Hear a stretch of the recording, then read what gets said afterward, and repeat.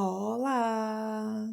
Chegamos aqui para nossa primeira aula, uma aula mais introdutória, bem na vibe de primeiro dia de aula da escola, lá no nosso jardim da infância. A gente vai aqui começar com uma introdução aos materiais que a gente vai usar para fazer esses bordados, certo? Então, qual é a primeiro material? Vamos usar o algodão.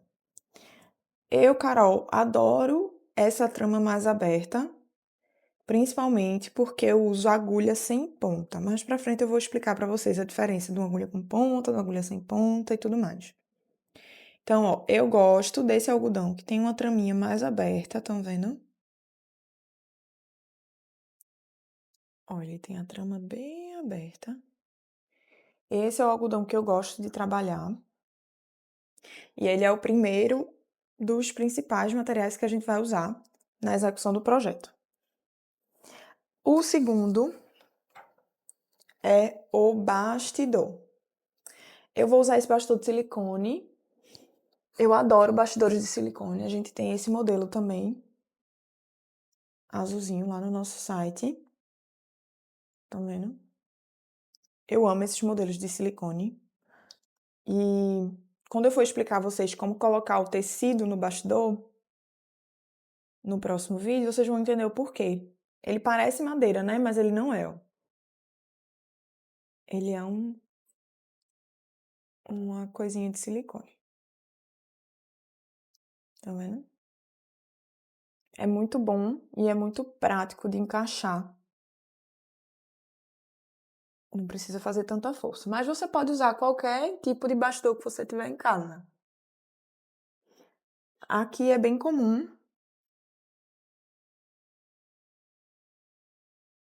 E para quem estiver começando, a gente recomenda sempre ou esses de silicone, que são bem fáceis de colocar, ou esses que tem a regulagem aqui em cima. Tá vendo? Ele folga bem. E aí fica mais soltinho pra gente manusear o bastidor. Esse meu aqui, ele é de bambu, mas eu já vi de madeira, entre outros. Já lá no Brasil, é bem comum a gente usar desses bastidores aqui de madeira, certo? Que são bem bonitos também. E eu acho super legal para emoldurar. Eu prefiro esses do que esses com regulagem para emoldurar. O com regulagem eu realmente gosto mais para bordar, porque eu acho ele mais prático. Mas para emoldurar eu prefiro o sem a regulagem. Ou o de silicone, né? Que tem um acabamento mais bonito assim. Pronto, eu acho que de bastidor é isso que vocês precisam saber. Então, já que eu falei a vocês que no algodão eu gosto de um algodão com a trama mais aberta, eu estava falando isso por causa das minhas agulhas. Então, ó, eu vou mostrar para vocês a minha agulha favorita. Eu, Carol, gosto bastante dessa agulha aqui, ó. Que é a agulha de bordado número 28 ou 26. A 26 também é bem fininha. É muito boa de usar, né? Ela é bem fininha e ela não tem ponta. Então, para facilitar a minha vida, um algodão com a trama mais aberta é o ideal. Mas a gente tem, ó, outras agulhas que também são de bordado. A gente identifica por causa dessa aberturinha aqui, ó, que é um pouco maior do que a agulha de costura. E ela tem a ponta bem fininha. Vejam a diferença. A agulha essa agulha aqui tem a ponta bem pontiaguda, enquanto essa é bem arredondada, quase uma agulha de tapeceiro. E a agulha de costura. Eu gosto também de usar a agulha de costura, porém eu sempre me pinico muito com ela. Então, cuidado na hora de usar, mas ela é muito boa, principalmente para quem está começando e também para quem vai usar o algodão com a trama mais fechada. como eu estava falando a vocês. Essa daqui é uma agulha número 8 de costura. E eu gosto bastante. Pronto, então acho que de agulha é só. Aí agora, a gente vai falar de uma coisa que às vezes a gente não dá tanta importância, mas que eu acho muito importante a gente separar, seccionar os tipos. Que estamos falando das tesouras. Ó, a tesourinha de cortar linha, ela tem que ser especificamente para cortar linha. Ela não necessariamente precisa ser uma tesoura de cortar linha. Você pode pegar outro tipo de tesourinha, não tem problema. Mas guarde ela para ser a sua tesoura de linha. Para você preservar o fio da sua tesoura, sempre para ter precisão na hora de cortar o seu fio. Eu acho isso muito importante. E aí tenha uma tesoura para tecido que fique específica para cortar tecido, mais uma vez pelo mesmo motivo, para você preservar o fio da sua tesoura. E aí uma dica extra assim, se você quiser, são essas tesouras de acabamento. Ela serve mais para você dar uma finalizada no corte, para o tecido não ficar desfiando tanto. Agora ele solta bastante fiapozinho pequenininho, sabe?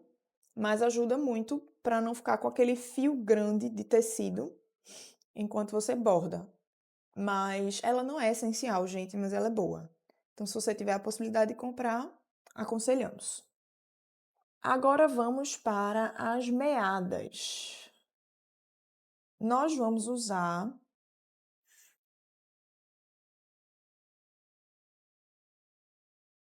linhas de meada. Linhas de meada mouliné, certo? Elas são linhas em que cada cordãozinho vem com 6 meadas. No próximo vídeo eu vou explicar a vocês como é toda a introdução do início do bordado, como a gente vai cortar o tecido, como vai botar no bastidor, essas coisas todas. E eu vou falar a vocês como é que a gente tira o fio da meada. E as cores que a gente vai usar nos projetos estão lá na apostila, lá no e-book. Então, eu não vou citar aqui para a gente não perder muito tempo. Para a transferência do risco para o tecido, o nosso método aqui, nossa bordaria favorito, é sem dúvida a canetinha mágica. A canetinha mágica ela é muito prática, porque você pode riscar e depois, se você errar, você pode apagar, principalmente se for num tecido de algodão claro, certo? Em tecidos escuros, a gente não recomenda muito, porque ela pode manchar o tecido. Porque não é que a caneta realmente evapore a tinta, entendeu? Ela fica com a marquinha, ela some a cor. E aí, como o tecido é claro, a gente não vai ver tanto a marca do fundo que sobra da caneta. Mas ela é muito boa, muito prática. Você pode transferir usando uma mesa de luz, usando um pirex, usando uma janela, tantas formas. Existem também aquele velho e bom tradicional papel químico ou papel carbono, mas ultimamente a gente recomenda mais usar a canetinha mágica para transferir. A gente também vai ter uma aula mais para frente específica sobre transferência do risco para o tecido, certo? Agora vamos para itens extras, certo? Esses que eu falei até agora são os itens essenciais para a gente começar a abordar. Agora eu vou dar para vocês umas dicas que facilitam a vida da bordadeira. E aí, vamos lá. Uma dica que a gente gosta muito são as plaquinhas de meada. As plaquinhas de enrolar meada facilitam muito a nossa vida, principalmente para organizar as suas meadas depois que o fio vai ficando assim, ó, gente. Vou mostrar aqui um exemplo. Quanto mais você usa a meada, ela vai ficando fininha, tá vendo?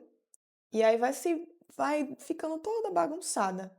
E aí você ter uma plaquinha para enrolar o seu fio Eu deixei essa separada aqui para ensinar vocês como a gente enrola.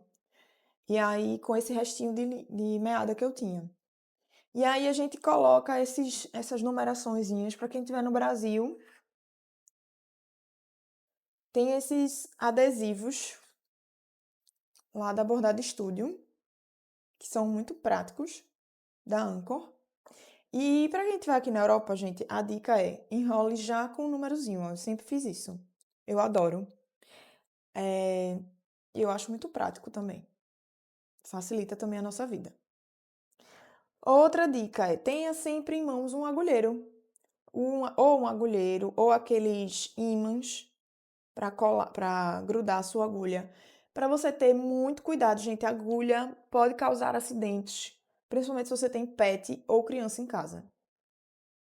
Bichinhos e crianças podem se machucar. Adultos também, não é mesmo? Mas ter muito cuidado com as agulhas. Então, tem um agulheirozinho em casa para vocês não perderem as agulhas assim loucamente. Outra dica muito boa é o passador de linha. Esse passador aqui é muito prático para quem tem dificuldade de passar a linha na agulha. Mais para frente também eu vou mostrar a vocês como é que a gente usa ele e o quanto ele facilita a vida da gente. E a última das dicas, mas não menos importante, é tenha sempre em mãos uma caixinha para você guardar as coisas quando você for sair para bordar. Ah, vou no banco, eu sou dessas. Vou no banco, então queria levar um bordado para eu ficar lá na fila esperando. Aí você leva todo o seu material na sua caixinha.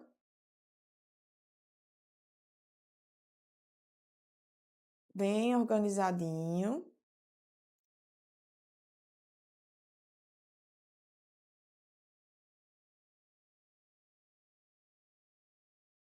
E vai lá trabalhar com o seu bordado. É sempre muito importante ter essas caixinhas. Outra dica: acumule restinhos de linha. Leve sempre um vidrinho consigo para guardar os restinhos de meada. Eu tô adorando usar, eu tô usando esse agora porque é prático para levar na bolsa, que é aqueles vidrinhos de tempero, sabe? Aí eu coloco na bolsa e vou levando para nunca ir perdendo. E isso aqui, gente, dá super para fazer enchimento. Inclusive, não conta para ninguém. Os enchimentos dos enfeites foram feitos com restinhos de meada. Então, vale a pena guardar esses restinhos. Bem, eu acho que é isso de materiais. Se vocês tiverem alguma dúvida, deixem aqui nos comentários ou então fala com a gente lá no grupo do WhatsApp. E vamos para a próxima aula.